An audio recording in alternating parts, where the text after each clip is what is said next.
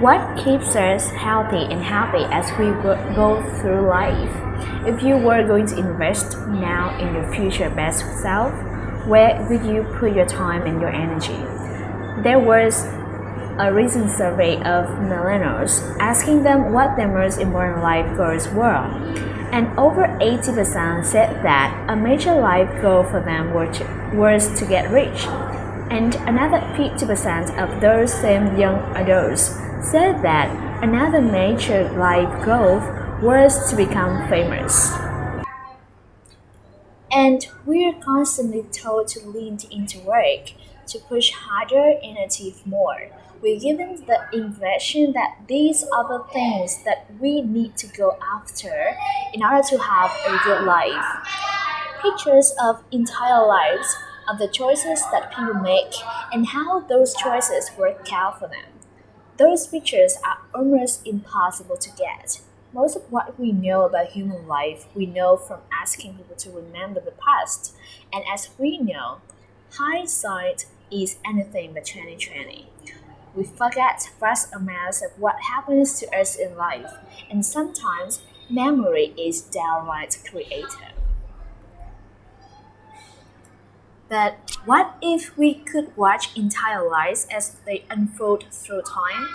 What if we could study people from the time that they were teenagers all the way into old age to see what really keeps people happy and healthy?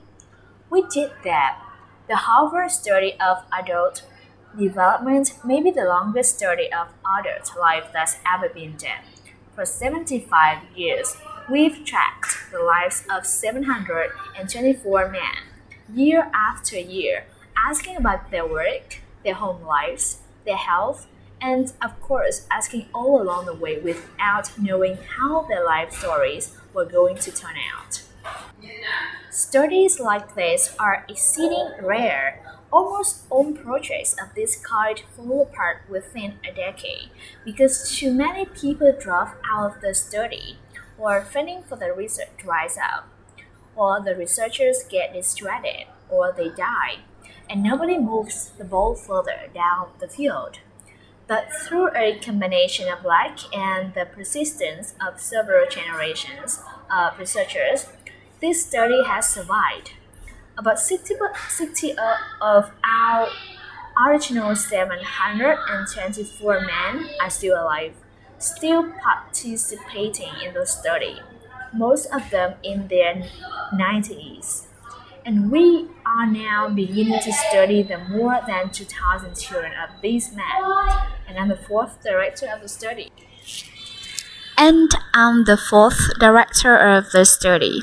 Since 1938, we've tracked the lives of two groups of men. The first group started in the study when they were sophomores at Harvard College. They all finished college during World War II, and then most went off to serve in the war. And the second group that we followed was a group of boys from Boston's poorest neighborhoods.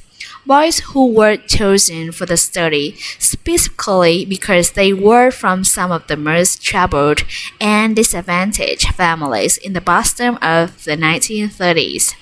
Most lived in tenements, many without hot and cold running water. When they entered the study, all of these teenagers were interviewed. They were given medical exams. We went to their homes and we interviewed their parents. And then these teenagers grew up into adults who entered all walks of life.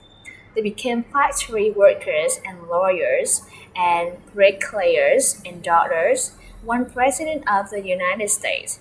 Some developed alcoholism. A few developed schizophrenia. Some climbed the social ladder from the bottom all the way to the very top, and some made the journey in the opposite direction. The founders of this study would never in their wildest dreams have imagined that I could be standing here today, 75 years later, telling you that the study still continues. Every 2 years, Our patient and dedicated research staff calls up our men and asks them if we can send them that one more set of questions about their lives. Many of the inner city Boston men asked us, "Why do you keep wanting to study me? My life just isn't that interesting." The Harvard man never asked that question. To get the clearest picture of these lives, we don't just send them questionnaires, we interview them in their living rooms. We get their medical records from the doctors. We draw their blood. We scan their prints. We talk to their children. We videotape them talking with their wives about their deepest concerns. And when, about a decade ago, we finally asked the wives if they could join us as members of the study. Many of the women said, it's about time. So, what have we learned? What are the lessons that come from the tens of thousands of pages of information that we've generated on these lives? Well, the lessons aren't about wealth or fame or working harder or harder and harder.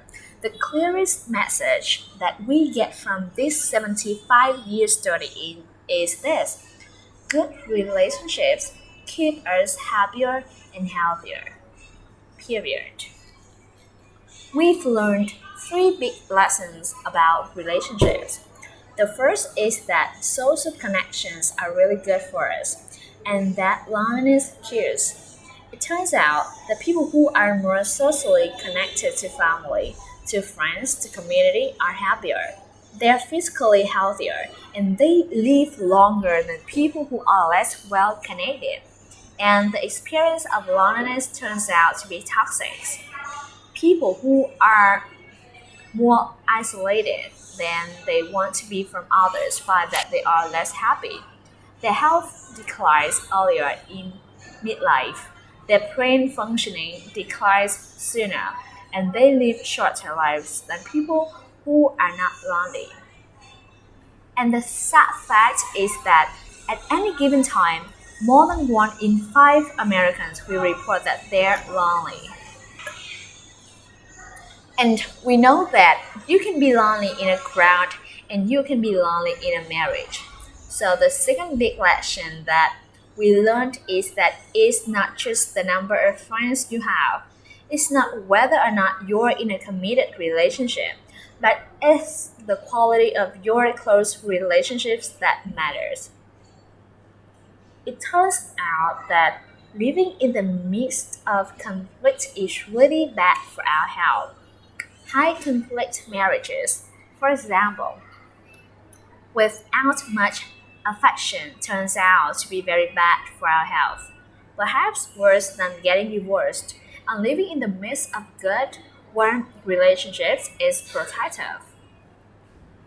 Once we had followed our men all the way into their 80s, we wanted to look back at them at midlife and to see if we could predict who was going to grow into a happy, healthy octogenarian and who wasn't. And when we gathered together everything we knew about them at age 50, it wasn't their middle age cholesterol levels that predicted how they were going to grow old. It was how satisfied they were in their relationships. The people who were the most satisfied in their relationships at age 50 were the healthiest at age 80. And good, close friends, close relationships seem to buffer us from some of the slings and errors of getting old. Our most happily partnered men and women reported in their 80s that on the days when they had more physical pain, their mood stayed just as happy. But the people who were in unhappy relationships on the days when they reported more physical pain, it was magnified by more emotional pain. And the third big lesson that we learned about relationships and our health is that good relationships don't just protect our bodies, they protect our brains.